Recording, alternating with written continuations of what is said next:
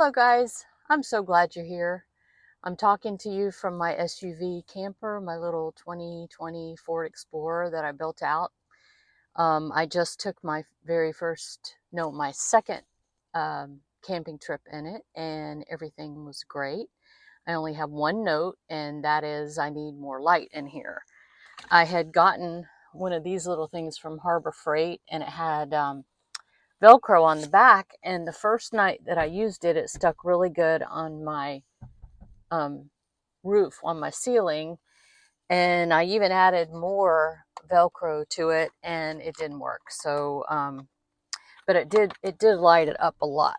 So, especially like here in the kitchen area. So I'm gonna revisit that. As I told you before, I don't want to do anything permanent in here, so I got to find a way to hang something up here. I have lights on the side, but it just helps more to have above the headlight. So I got to figure that out. If you have any tips, I'd love to hear it. Something that's not going to be permanent to the car or mess it up in any way, because I do hope to trade this in at some point. But if you follow me, you know I was supposed to be in the Texas beaches right now, and there was a change in weather. There was a big storm coming, and I was going to have to delay my trip 3 days, which pushed my trip into another already planned trip that I have. So I ended up just canceling it and said hopefully I could take little trips in between, and that is working out really, really well. My friend Colleen and her husband had a campsite booked a couple days ago at Oleno State Park, and I've been there with her a few times before. And there's only one pull through in the whole campground, but I wasn't bringing the trailer, so it didn't matter. So I made sure they didn't mind me crashing their party, and I brought my little Ford Explorer, which is so easy. I mean, that's one thing about van life. You just pull in and you pull out, and it's cool weather. It's just my very favorite time to camp. I so much would rather camp and travel in the cold than in the heat. So that was fun, and we did something kind of cool that I have been wanting to do for a long time, and that is we cooked with pie irons in the fire. And I have been looking at these for years. I didn't own one until last weekend. She told me that they had each gotten one and that they were going to be making dessert in it. And I thought, well, I'll get one too. So I'll show you the dessert. It was really, really good. And the whole process of using the pie iron was really cool. This one I got from Walmart, and they got theirs from Academy Sports, and I know Camping World has them. And I would say, what brand is this? Coghlan's.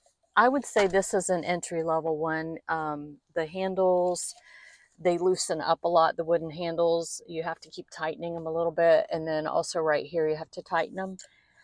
So I think there's probably better made ones out there, but just to experiment with and see if you even like the process, I think it's a good one. I think I paid $17 for it. And then they have double ones too that are like for 2 sandwiches. But to be honest with you, that seemed very heavy, because this is already heavy just being a single. So, but if you've got extra strong arms, a big one might be better, but they come in round. Anyway, so I seasoned this before we left, and I did not read the directions. Actually, I don't think it came with directions, but I did YouTube it a little bit, and I didn't realize before I started that there was a wax coating on it. And so I just heated it up on my stove. I had it on the burner. I have a glass top burner, and Kenny came in the house and he goes, "You know, this is smoking a lot, right?" And I'm like, "Oh, I'll come take care of it." Well, that was the wax coating. So what I did is I took it out to my gas grill. I heated it, wiped it, heated it, wiped it. This was a long process. And then at the end, I took Crisco, and I did try it with the vegetable oil, and it didn't work as good. So I took Crisco and I wipe it all over the inside and the outside, and I put it on the high heat and left it for, I left mine for more than 10 minutes, but they say at least leave it for 10 minutes, let it cool, wipe it out, do it again. So by the time I took it, it was very seasoned. And the dessert we made was extremely, extremely sticky and gooey. And honestly, the first time it popped out totally clean. The second one I made didn't come out as clean because it was basically burnt apples on the thing. So now I've got to scrape it out a little bit without messing up the seasoning. But anyway, it was fun. And my mind just got like, oh, I could make this on it and this on it and this on it. And Colleen too, she's like, oh, we could do this and this and this. So we're going to make a cookbook. We're already talking about making a pie iron cookbook. So anyway, seriously, that might be serious, but if you have any, if you've used these before and you have any advice, or if you have any recipes that you recommend, not just desserts, because honestly, I don't eat a lot of dessert. I'd rather have savory food in it, but I would love your thoughts on that.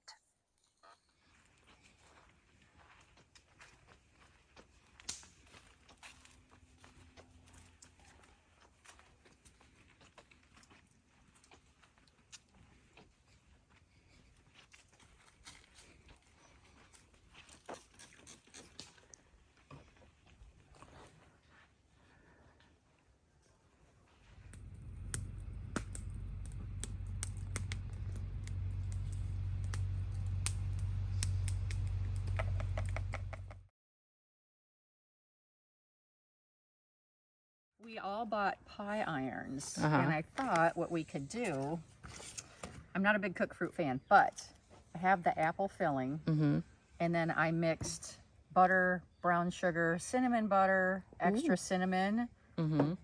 We have chocolate chips. We have caramel dip. Oh my goodness.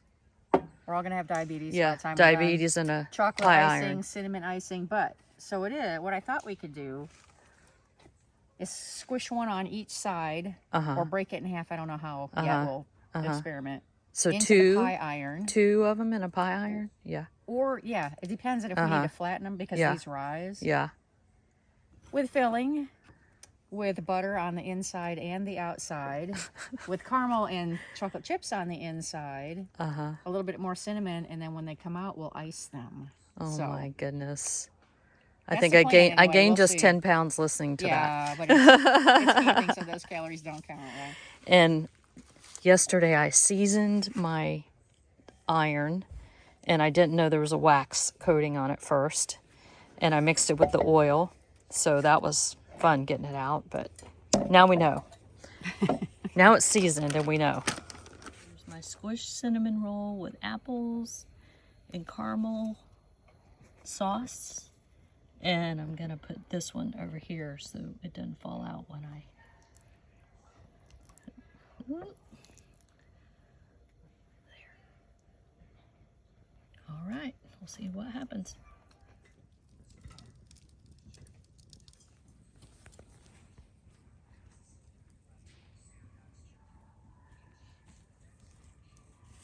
So I just flipped it over. This is the bottom after 7 minutes. So I'm gonna close it back up.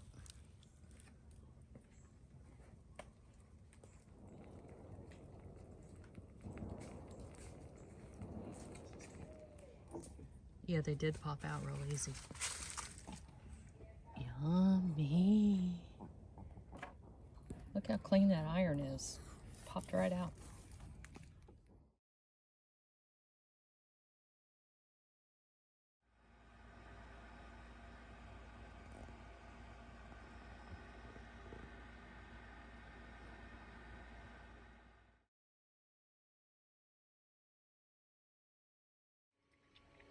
Good morning. It's morning in my beautiful little converted SUV camper, Sky. I did run my fireplace heater last night. We had power,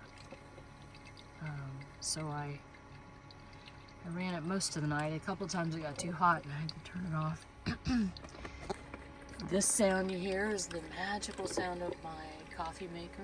I thought I forgot it last night and then I found it. I had just packed it too well, but I slept really well.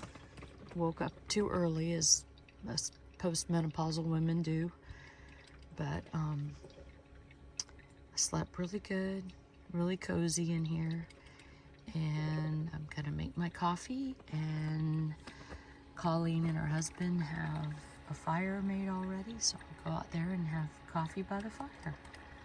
It's a wonderful way to start the day.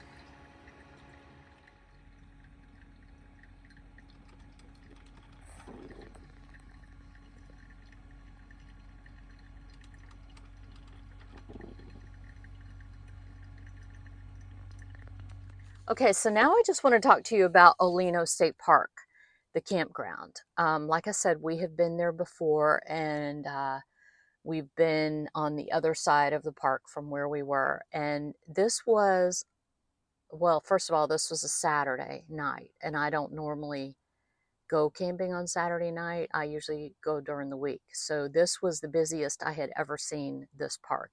Every site was full. There was kids, there was adults, there was everything. And there was also big rigs, which cracks me up because these sites are not very big. Honestly, if you have a big rig, I don't recommend going there. It's great for vans. It's great for tent camping. There was a lot of tent campers, pop-up, something small, but I don't know how these people backed into these little tiny spaces in these big rigs, and some of them we watched and it took them quite a while. So that's just a recommendation I have, but there's a lot of vegetation between the sites, which is nice, so you have a little bit of privacy. There's one main bathhouse, and this is in the Magnolia Loop. I don't even know if the other loop is even open, and they have like group camps and stuff like that too. But as far as just individuals camping in, we're usually in the Magnolia Loop. I think there's like 25 sites. It's not very big, but it's very, very nice. It is close to home. The sites are not that level. They're dirt. There's no concrete pads. There's no shell pads, gravel pads. It's just dirt and bushes and very narrow driving in. So for us van people or small rigs, it's great. I don't recommend it for big rigs, but there are plenty of campground tours, and I don't go to any campground. I have never been to a campground that I haven't looked it up and seen the site before I get there. I'm that kind of person. I want to know where I'm going. I want to know what it looks like, and if I can't figure out what it looks like, I probably won't go because the fear of the unknown is is a big deal to me. And speaking of the unknown, I have some adventures coming up. I have a long camping trip coming up at my very favorite campground in the whole world, my favorite of all time so far. And I think I'm booked for 5 or 6 days, which is wonderful because I usually am only there 2 to 3 nights, and I'm like, oh, I wish I could stay longer. So I am booked longer. I am going with friends, and I'm just so excited because I really feel like I can just make myself at home. I'm probably going to sew. I'm going to bring my sewing machine. I am bringing the trailer, and that side is a pull through. Now, here's the adventures part. A couple of friends have said, hey, I'm going here and I'm going there, and they're all within driving distance from me, and I have been able to book sites with some of these friends. And I am taking the trailer. Kenny is not going to be going because he's working, so this is solo. And guess what? None of them are pull-throughs. These are back ends. I've seen the sites. I think I'm going to be able to do it. I'm going to hopefully practice today. I'm going to load up the Palisade. I'm going to hook up the trailer, and I'm going to just practice backing in. One is backing into the left and one is backing into the right. So I really need to practice both. And I'm just going to face this head on. I don't want not being able to get a pull through to inhibit me from traveling or camping anymore. I just want to conquer this and be able to do that.